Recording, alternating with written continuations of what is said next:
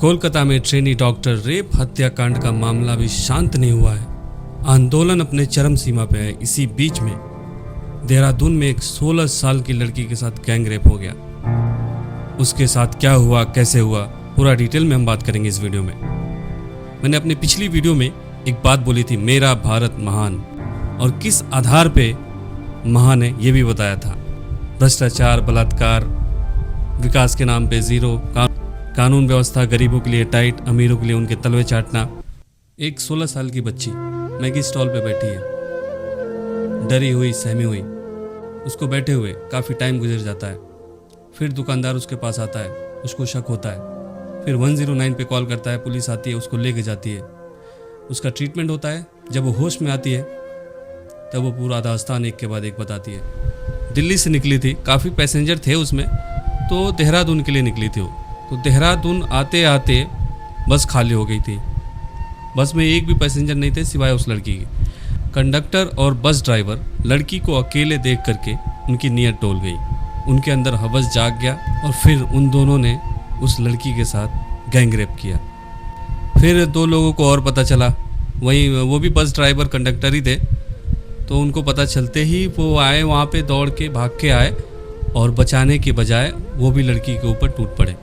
उन दोनों ने भी किया। फिर एक और बंदा आया जो बस डिपो से ही था और उसने भी उसके साथ, यानी 5 लोगों ने एक के बाद एक उसके साथ गैंग रेप किया। बिटिया से जब इस जानकारी के बारे में घटनाक्रम कहाँ का हो सकता है, जो हमारी स्पेशल टीम जो महिला अधिकारियों की बनाई गई, तो उसके बाद फिर पता चला कि घटनाक्रम जब वो बस से दिल्ली से बस से आई थी तो घटनाक्रम बस का था। तो इसके बाद वहां की सारी सीसीटीवी फुटेज को लेकर अवलोकन किया गया। उस अवलोकन के बाद बिटिया को देखा कि रात के करीब 1-1:30 बजे के करीब एक शॉप पर वहीं पर बैठी हुई थी और एक संदिग्ध व्यक्ति भी वहां पर खड़ा हुआ था, और जिसको गार्ड ने भी पहचाना था कि यहाँ एक व्यक्ति यहाँ था, और इसकी सूचना तभी उसने 1098 को दी थी। तो इसके आधार पर संदिग्ध व्यक्ति को जब हमने ट्रैक डाउन किया और आसपास के लोगों से जानकारी करी तो पता चला वह दिल्ली और देहरादून के बीच में जो बस चलती है उसका ड्राइवर था।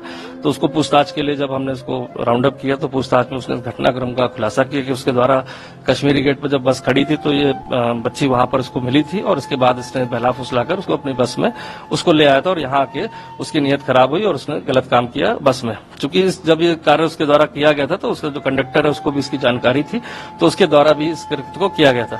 साथ ही साथ वहां परिसर में पीछे जहां इनकी पार्किंग होती है वहां काफी सारे बस और ड्राइवर और इस तरह के लोग वहां पर रहते हैं।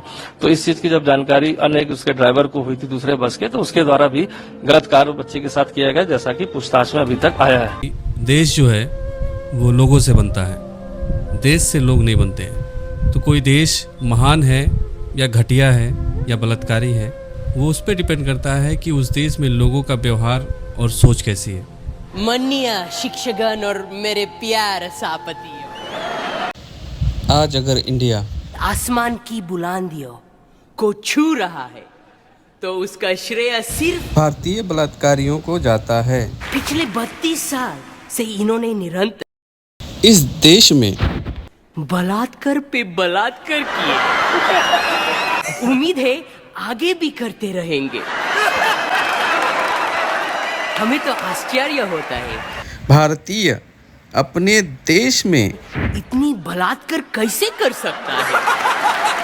आज हम सब भारतीय यहाँ है, जिस देश में होंगे वहाँ बलात्कार करेंगे, भारत का नाम रोशन करेंगे, दिखा देंगे सबको जो बलात्कार करने की क्षमता भारतीयों में है, वो संसार के किसी देश में नहीं। मैं अपनी अगली वीडियो में बताऊंगा कि लड़कियों के पास एक ऐसा हथियार है जिससे वो अपनी सुरक्षा स्वयं कर सकती हैं, किसी की भी ज़रूरत नहीं पड़ेगी। तो चैनल को सब्सक्राइब कर लीजिए।